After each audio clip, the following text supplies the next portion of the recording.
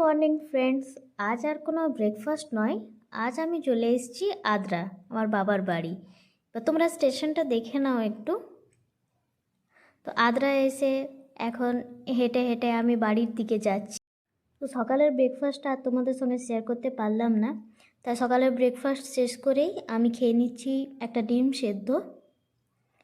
তারপর ভাত, দুপুরের ভাত, আলু পোস্ত এবং বেগুন ভাজা আর মাটন নিয়ে দুপুরের লাঞ্চ সেরে নিলাম। তারপরে দুপুরের লাঞ্চ শেষ করার পর একটু ফল খেয়ে নিলাম।